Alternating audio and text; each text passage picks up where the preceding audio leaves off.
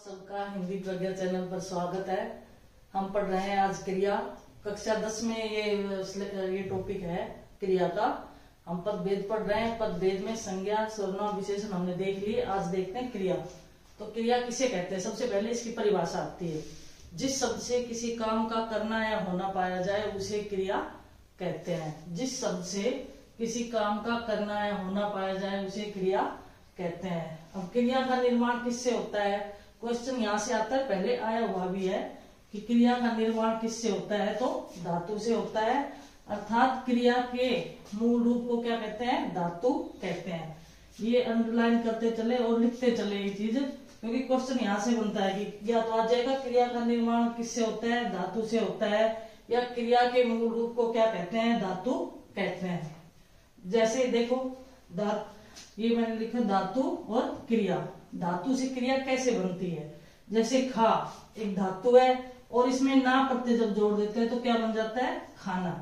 अर्थात सभी क्रिया शब्दों के अंत में ना प्रत्यय होता है। सभी क्रिया शब्दों के अंत में क्या होता है? ना प्रत्यय होता है। जैसे खा से खाना बन गया, पी से पीना, पढ़ से पढ़ना, लिख से लिखना। तो ये धातु रूप है। अगर क्रिया के धातु रूप पूछे तो जिसमें ना प्रत्यय सम्मिलित नहीं होता वो धातु रूप है, और जिसमें ना प्रत्यय सम्मिलित होता है, जुड़ा हुआ होता है, उसे क्या कहते हैं? क्रिया कहते हैं। फिर से समझने का प्रयास करें। परिभाषा तो बड़ी ही सीधी सी है। जिस शब्द से किसी काम का करना या होना पाया जाए उसे क्रिया कहते हैं। क्रिया का निर्माण धातु से होता है। अर्थात क्रिया के मूल रूप को क्या कहते हैं? धातु कहते हैं। फिर धातु कौन सी है? ये जैसे जिसमें ना प्रत्यय जुड़ा नहीं होता, ना प्रत्यय नहीं होता, वो धातु कहलाती है। और जब ना प्रत्यय जुड़ जाता है तो वो क्या बन जाती है? क्रिया बन जाती है। अर्थात सभी क्रिया शब्दों के अंत में ना प्रत्यय होता है। अब आगे देखते हैं क्रिया के भेद। अब देखते हैं कर्म के आधार पर क्रिया के भेद। कौन सा? कर्म के आधार पर। पहला, कर्म के आधार पर क्रिया के कितने भेद होते हैं? 2 भेद होते हैं। कर्म के आधार पर क्रिया के 2 भेद होते हैं, सकर्मक क्रिया और अकर्मक क्रिया। हम दोनों को एक साथ देखते हैं। पहले क्रिया की परिभाषा देखें। सकर्मक क्रिया की, जिन क्रियाओं के व्यापार या कार्य का फल कर्ता पर न पड़कर कर्म पर पड़ता है। जिन क्रियाओं के व्यापार या कार्य का फल कर्ता पर न पड़कर कर्म पर पड़ता है उसे सकर्मक क्रिया कहते हैं। यानी कि यहाँ इसका फल किस पर पड़ेगा? कर्ता पर पड़ेगा। कर्ता पर न पड़कर कर्म पर। सकर्मक में कर्म पर, सकर्मक कर्म सहित। और अकर्मक क्रिया में जिन क्रियाओं के कार्य या व्यापार का फल कर्ता पर पड़ता है उसे अकर्मक क्रिया कहते हैं, या कहते हैं कर्म रहित। अकर्मक का अर्थ कर्म रहित, बिना कर्म के, और सकर्मक का अर्थ कर्म सहित। जिसमें कर्म सम्मिलित हो सकर्मक, जिसमें कर्म नहीं हो वो अकर्मक क्रिया होती है। अब उदाहरण से समझते हैं इसको। देखो, लड़का पुस्तक पढ़ता है, तो इसमें लड़का, सबसे पहले इसमें क्या से क्वेश्चन करो। सकर्मक और अकर्मक की पहचान क्या है? क्रिया से पहले जो शब्द आता है उसका क्या से क्वेश्चन करो कि क्या करता है? पुस्तक पढ़ता है। अगर इसका उत्तर नहीं आता है तो अकर्मक है, और क्या का उत्तर आ जाता है तो सकर्मक है। एक बार फिर ध्यान से सुने। जब हमें किसी चीज का ये पता करना है कि कौन सी क्रिया सकर्मक है कौन सी अकर्मक, तो हम क्या से क्वेश्चन करेंगे। अगर क्या का उत्तर आ जाता है तो सकर्मक, अगर उत्तर नहीं आया तो अकर्मक। अब देखो, लड़का पुस्तक पढ़ता है। अब इसमें क्या से करो क्वेश्चन? क्या पढ़ता है? पुस्तक पढ़ता है, तो ये सकर्मक है। यहाँ पर पुस्तक कर्म आ गया, पुस्तक यहाँ पर क्या है? कर्म। और पढ़ना क्या है? क्रिया होगी। पढ़ना क्रिया है। यहाँ क्रिया से पहले वाले शब्द ही उत्तर आएगा उसका, जब हम क्या से प्रश्न करेंगे। अब लड़का सोता है, तो क्या सोता है? मतलब ये तो वैसे भी पता चल रहा है, सोना तो क्रिया है, लड़का संज्ञा शब्द है, तो इसमें तो कर्म सम्मिलित है ही नहीं। सोना क्या है? क्रिया है, और लड़का संज्ञा शब्द हो गया, तो यहाँ तो कर्म है ही नहीं। अगला देखो, वह शतरंज की अच्छी अच्छी चालें चलता है। क्या चलता है? चालने चलता है। यहाँ पर कर्म क्या है? चालने। चालने शब्द क्या है? यहाँ पर कर्म। चलना क्या है? क्रिया। क्योंकि क्रिया से पहले वाला शब्द जो होता है वो ही कर्म होता है। यहाँ पर अच्छी अच्छी नहीं, अच्छी अच्छी तो यहाँ पर विशेषण शब्द है, ये कर्म नहीं है, कर्म है चाले। वह शतरंज की अच्छी अच्छी चाले चलता है। इसमें भी पूछ ले कि कर्म कौन सा है, तो कर्म क्या है? चाले। चलना क्या है? यहाँ पर चलना क्रिया है। और अच्छी अच्छी तो विशेषण शब्द है, ये कोई क्या का उत्तर नहीं है। क्या चलता है तो ऐसा तो ना अच्छी अच्छी चलता है, नहीं चाले चलता है। लड़का धीरे धीरे चलता है, इसमें क्या चलता है तो इसका उत्तर ये थोड़ा आएगा धीरे धीरे धीरे चलता है। धीरे धीरे तो विशेषण शब्द है, धीरे धीरे तो विशेषण शब्द है, धीरे धीरे नहीं आएगा इसका। यहाँ पर चलना क्रिया है, चलना क्रिया है, धीरे धीरे विशेषण शब्द है, ये कर्म नहीं है, ये क्या का उत्तर नहीं है। और लड़का संज्ञा शब्द है। राम 100 मीटर की दौड़ दौड़ता है, क्या दौड़ता है, दौड़ दौड़ता है, ऐसा नहीं है 100 मीटर दौड़ता है, ये 100 मीटर नहीं, ये तो दूरी बता रखी है। राम 100 मीटर की दौड़ दौड़ता है, क्वेश्चन करे यहाँ क्या से, क्या दौड़ता है, दौड़ दौड़ता है। अगर दौड़ शब्द नहीं आता तो ये अकर्मक होती, लेकिन यहाँ पर इसका उत्तर आ गया, क्या का उत्तर हमें मिल रहा है, क्या दौड़ता है, दौड़ दौड़ता है। तो कर्म कहाँ पर है, ये दौड़ कर्म है। लड़का दौड़ता है, यहाँ तो दौड़ना क्रिया है और लड़का क्या है, संज्ञा शब्द है। ये दौड़ना क्या है, क्रिया है। तो यानी कि जहां पर भी अगर हम सकर्मक और अकर्मक की पहचान करेंगे तो क्या से क्वेश्चन करके देख लेंगे। अगर क्या का कोई उत्तर आ रहा है तो सकर्मक है, अगर उत्तर नहीं आ रहा है तो अकर्मक है। एक बार फिर देखें, सकर्मक क्रिया और अकर्मक क्रिया, ये कर्म के आधार पर भेद। क्वेश्चन में ये भी आ सकता है कि कर्म के आधार पर क्रिया के कितने भेद होते हैं, 2 भेद होते हैं, सकर्मक और अकर्मक क्रिया। फिर सकर्मक क्रिया की परिभाषा क्या है, जिन क्रियाओं के व्यापार या कार्य का फल कर्ता पर न पड़कर कर्म पर पड़ता है उसे सकर्मक क्रिया कहते हैं। सकर्मक क्रिया की पहचान क्या है कि अगर हम क्रिया से पहले क्या से क्वेश्चन करते हैं और उसका उत्तर हमें मिल जाता है तो सकर्मक क्रिया है। क्या से प्रश्न करते हैं लेकिन उसका उत्तर नहीं मिलता है तो अकर्मक क्रिया है। यानी कि इसमें क्रिया और संज्ञा शब्द होते हैं। अकर्मक क्रिया जिन क्रियाओं के कार्य या व्यापार का फल कर्ता पर ही पड़ता है उसे क्या कहते हैं, अकर्मक क्रिया कहते हैं। आगे देखते हैं, आगे देखते हैं विशेष तथ्य। सकर्मक और अकर्मक क्रिया के विशेष तथ्य क्या हैं, सारे नोट्स से हैं, ये बनाकर रखो और ये क्वेश्चन आने जैसे हैं। देखना, सुनना, खेलना, बुलाना, गाना, आना, जाना, बेचना, लिखना, ये सभी सकर्मक क्रियाएं हैं। क्वेश्चन इसी में से आ सकता है कि सकर्मक क्रिया निम्न में से कौन सी नहीं है। 4 ऑप्शन दे दिए तो आप ये याद कर लेना अच्छे से कि सकर्मक में कौन सी क्रियाएं आएंगी और अकर्मक में कौन सी क्रियाएं आएंगी। सकर्मक ये है और अकर्मक ये है। देखना, सुनना, खेलना, बुलाना, गाना, आना, जाना, बेचना, लिखना, ये सभी सकर्मक क्रियाएं हैं। हंसना, रोना, गिरना, टूटना, बिछुड़ना, ये अकर्मक क्रिया है। क्वेश्चन इसमें से जरूर आता है कि सकर्मक क्रिया कौन सी है, अकर्मक कौन सी है, ये बताओ। फिर आगे देखते हैं, सकर्मक क्रिया के 2 भेद होते हैं। सकर्मक क्रिया के कितने भेद होते हैं, 2 भेद होते हैं, एक कर्मक क्रिया और द्विकर्मक क्रिया। एक कर्मक क्रिया जहां पर एक कर्म होता है वाक्य में, और द्विकर्मक में जहां पर 2 कर्म होते हैं उसे द्विकर्मक क्रिया कहते हैं। जहां एक कर्म होता है वहां एक कर्मक क्रिया होती है। अब एक कर्मक क्रिया, इसकी परिभाषा ये आएगी कि जिस क्रिया में एक कर्म सम्मिलित होता है उसे एक कर्मक क्रिया कहते हैं। जिस क्रिया में 2 कर्म सम्मिलित होते हैं उसे द्विकर्मक क्रिया कहते हैं। अब देखो उदाहरण से समझो इसको। बालक दूध पीता है, बालक दूध पीता है, तो यहाँ क्या पीता है, सकर्मक में क्या हमें किससे क्वेश्चन करना है, क्या से। सकर्मक में क्वेश्चन किससे करना है हमें, क्या पीता है, दूध पीता है, अर्थात ये सकर्मक है और इसमें कर्म एक ही है, दूसरा नहीं है, 2 नहीं है, तो यहाँ एक कर्म ही है। फिर राम पुस्तक पढ़ता है, क्या पढ़ता है, पुस्तक पढ़ता है, क्या से क्वेश्चन करना है सकर्मक में। सीता खेल खेलती है, क्या खेलती है, खेल खेलती है, ये कर्म है, पुस्तक कर्म, खेल कर्म, दूध कर्म। यहाँ तो एक एक कर्म ही है। ये तो क्रिया आ गई, पीता, पढ़ना, खेलना, ये तो क्रियाएं हैं और ये संज्ञा शब्द है। अब द्विकर्मक में माँ बच्चे को खाना खिलाती है, यहाँ द्विकर्मक कैसे है, 2 कर्म कहाँ गए यहाँ पर। खिलाना तो क्रिया है, खिलाना क्या है, खिलाना क्रिया है, और खाना क्या है, ये कर्म है। और बच्चे को, किसको खाना खिलाती है, बच्चे को, क्या खिलाती है, खाना खिलाती है, तो ये भी कर्म है। ये 2 कर्म यहाँ पर आ गए। माँ बच्चे को खाना खिलाती है, बच्चे को, यानी कि एक कर्म के साथ तो को आएगा और फिर क्या खिलाती है, फिर क्या का उत्तर आएगा, पहले वाले कर्म के साथ को लगा होगा और दूसरे वाले कर्म जो, क्योंकि क्रिया से पहले जो शब्द आता है उसके लिए क्वेश्चन किया जाता है क्या से। तो क्या खिलाती है, खाना खिलाती है। किसको खिलाती है, बच्चे को खिलाती है। तो यहाँ पर दो कर्म आ गए, बच्चे और खाना, ये द्विकर्मक क्रिया है। फिर देखो, रमेश ने पुलिस को चोर पकड़वाया। रमेश ने पुलिस को कौन पकड़वाया, चोर पकड़वाया। अब कौन पकड़वाया, चोर, और किसको, पुलिस को। तो यहाँ तो इस पहले वाले कर्म के साथ तो को आ गया, और दूसरा किसको पकड़वाया, चोर को पकड़वाया। क्या पकड़वाया, चोर पकड़वाया। तो क्या का उत्तर भी आ गया कि चोर पकड़वाया, और किसको पकड़वाया, पुलिस को पकड़वाया।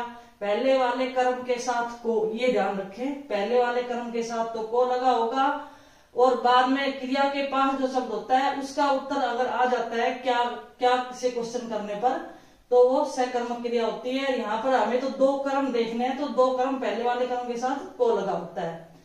रमेश ने पुलिस को चोर पकड़वाया। शिक्षक विद्यार्थियों को पुस्तक पढ़ाते हैं।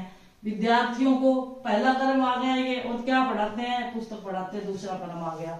ये पहला कर्म बच्चे को, पुलिस को, विद्यार्थियों को प्रथम कर्म है, और ये खाना, चोर और पुस्तक कौन सा है, दूसरा कर्म है।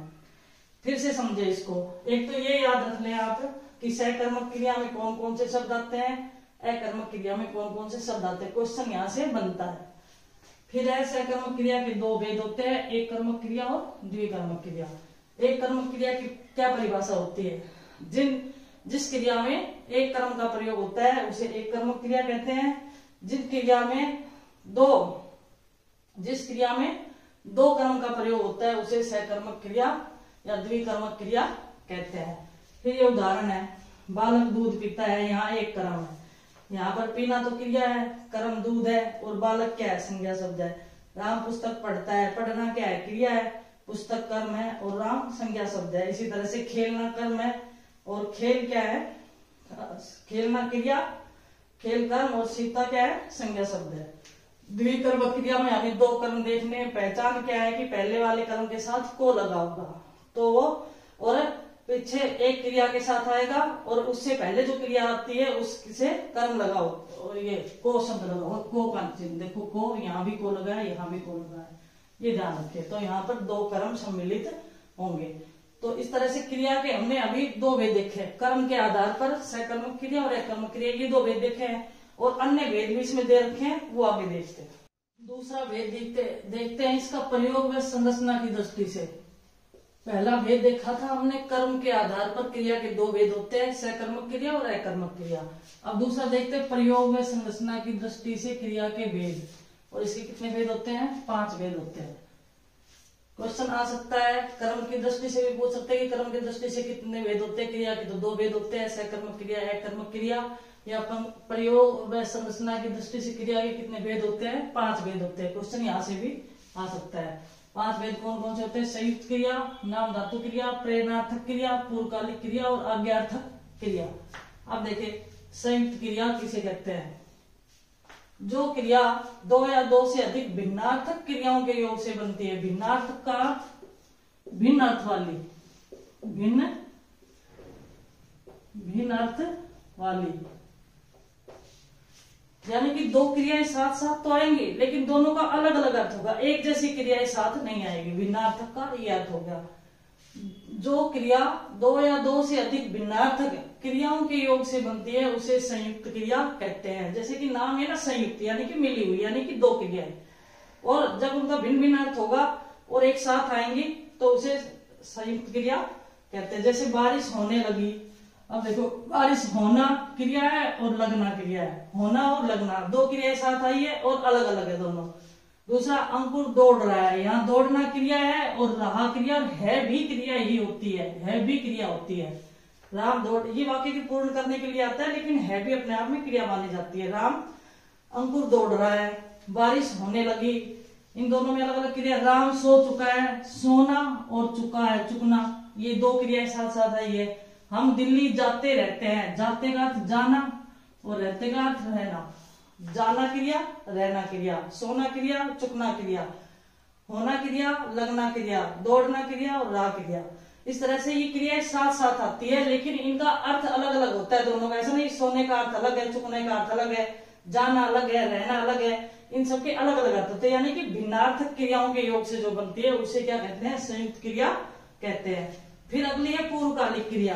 पूर्वकालिक क्रिया किसे कहते हैं, जब एक क्रिया के समाप्त होने के बाद दूसरी क्रिया का आरंभ होना पाया जाए। जब एक क्रिया समाप्त हो जाती है तब दूसरी क्रिया शुरू होती है। इसकी पहचान के लिए क्या होता है, इसमें कर प्रत्यय और लगा होता है।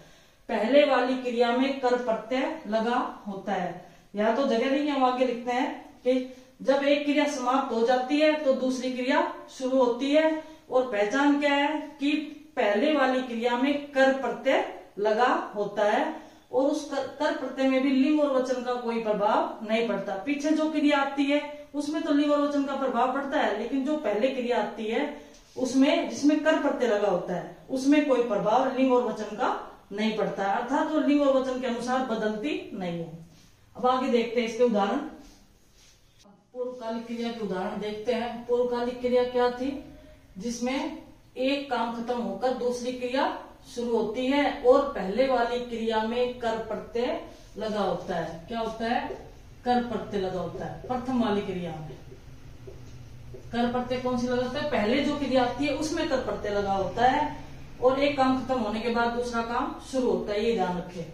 जैसे खिलाड़ी दौड़कर थक गया। अब यहाँ पर कौन सी क्रिया है, दौड़ना क्रिया है, थकना क्रिया है। ये भी क्रिया ही वैसे थक गया साथ में आ गई है ना, तो इसमें कर प्रत्यय लगा है। देखो दौड़कर थक गया। अब इसमें मैंने कहा था वचन, इसमें पहले वाली जो क्रिया आती है जिसमें कर प्रत्यय लगता है उसमें वचन और लिंग का प्रभाव नहीं पड़ता। वचन व लिंग का प्रभाव नहीं पड़ता, नहीं होता। वचन और लिंग का प्रभाव नहीं होता। अब खिलाड़ी की जगह हम कहते हैं कि राम दौड़कर थक गया, सीता दौड़कर थक गई। यहाँ तो परिवर्तन हो जाएगा, लेकिन इस शब्द में कोई परिवर्तन नहीं हो रहा है। अर्थात पहले वाली जो क्रिया आती है जिसमें कर प्रत्यय लगता है उसमें वचन और लिंग का प्रभाव नहीं पड़ता। क्वेश्चन ये आ सकता है कि कौन सी क्रिया में वचन और लिंग का प्रभाव नहीं पड़ता, तो पूर्वकालिक क्रिया में जो पहले क्रिया आती है जिस पर कर प्रत्यय लगा होता है उसमें वचन और लिंग का प्रभाव नहीं पड़ता। राम पढ़कर सो गया। अब देखो राम, इसमें कौन कौन सी है, पढ़कर, पढ़ना क्रिया है और सो गया क्रिया है। तो इससे पहले वाली क्रिया ये है, पहले काम पूरा किया पढ़कर, पहले पढ़ लिया फिर सोया, पहला काम पूरा हो गया और फिर सोना दूसरा काम हुआ।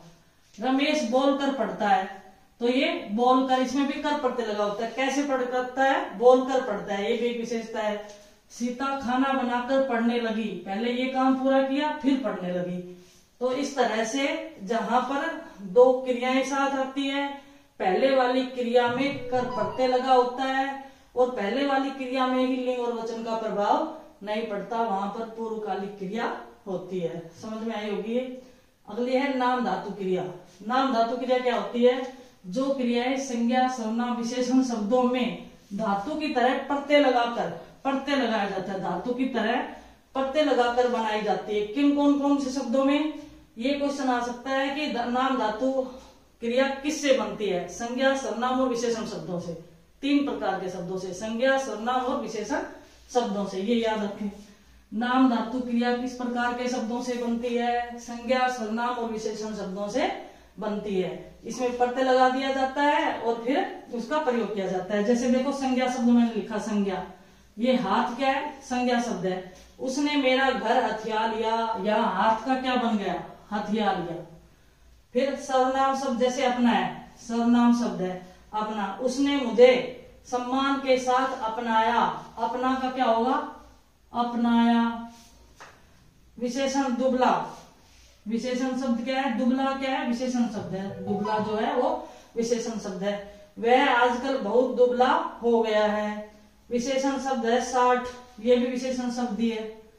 संख्यावाचक विशेषण होता है उसमें 60 संख्या होती, तो 60। राम तो सठिया गया है। इस तरह से संज्ञा सर्वनाम और विशेषण शब्दों से बनती है। नाम धातु क्रिया किससे बनती है, इंपॉर्टेंट ये क्वेश्चन यहाँ से आ सकता है कि नाम धातु क्रिया किन किन शब्दों से बनती है, तो ये याद रखे, संज्ञा सर्वनाम और विशेषण शब्दों से, और उन्हें प्रत्यय लगा करके बनती है नाम धातु क्रिया। पूर्वकालिक क्रिया समझ में आई होगी। इसमें कर प्रत्यय होता है, दो क्रियाएं साथ आती है। कर प्रत्यय होता है पहले वाली क्रिया में पहले वाली क्रिया में लिंग वचन का प्रभाव नहीं पड़ता। ये 3 बातें याद रखे। नाम धातु किससे बनती है? संज्ञा, सर्वनाम और विशेषण शब्दों में प्रत्यय लगा करके बनती है। आगे देखते हैं प्रेरणार्थक क्रिया। चौथा भेद क्या है? प्रेरणार्थक क्रिया। जहां कर्ता स्वयं कार्य न करके दूसरों से करवाता है, वहां पर कौन सी क्रिया होती है? प्रेरणार्थक क्रिया। जहां पर कर्ता खुद काम नहीं करता, दूसरों से करवाता है, उसे प्रेरणार्थक क्रिया कहते हैं। सीधी सी है। जैसे माँ बच्चे को राम से पढ़वाती है, खुद नहीं पढ़ा रही है, राम से पढ़वाती है। माँ बच्चे को राम से पढ़वाती है। हमारी यही परिभाषा है ना, जहां कर्ता खुद कार्य न करके दूसरों से करवाता है। माँ बच्चे को राम से पढ़वाती है। दादाजी पोते से पत्र लिखवाते हैं। पिताजी नौकर से झाड़ू लगवाते हैं। गुरुजी छात्रों से पाठ पढ़वाते हैं। वैसे भी लिखवाते हैं, पढ़वाते हैं, ये बातें जो शब्द आ रहे हैं ना, अगर ऐसा आ जाए तो वहां प्रेरणार्थक क्रिया होती है। तो इसकी थोड़ी पहचान है ना, पढ़वाती है, पढ़वाते हैं, लगवाते हैं, पढ़वाते हैं, इस तरह के शब्द अगर आते हैं तो प्रेरणार्थक क्रिया होती है। और वैसे भी जहां कर्ता खुद काम नहीं करके दूसरों से करवाता है, वहां पर प्रेरणार्थक क्रिया होती है। अगली 5वीं है आज्ञार्थक क्रिया। आज्ञार्थक क्रिया क्या हुई? जिस क्रिया का प्रयोग आज्ञा, अनुमति या प्रार्थना के लिए किया जाता है। जिस क्रिया का प्रयोग आज्ञा, अनुमति या प्रार्थना के लिए किया जाता है, उसे आज्ञार्थक क्रिया कहते हैं। जैसे सारे देशवासी राष्ट्रभाषा का सम्मान करें। प्रार्थना की है ना कि सभी देशवासी राष्ट्रभाषा का सम्मान करें। आप खाना खाइए, है ना। तो इस तरह की जिस प्रार्थना की जाती है, आपको उधर नहीं जाना है, आप कक्षा में नहीं आ सकते, इस तरह के जो शब्दों का प्रयोग है वो आज्ञा, अनुमति या प्रार्थना के लिए जिसका प्रयोग किया जाता है वो आज्ञार्थक क्रिया होती है। फिर देखिए प्रेरणार्थक क्रिया। जहां कर्ता स्वयं कार्य न करके दूसरों से करवाता है, उसे प्रेरणार्थक क्रिया कहते हैं। कर्ता ने खुद काम नहीं किया, दूसरों से कहकर करवाया, वहां प्रेरणार्थक क्रिया।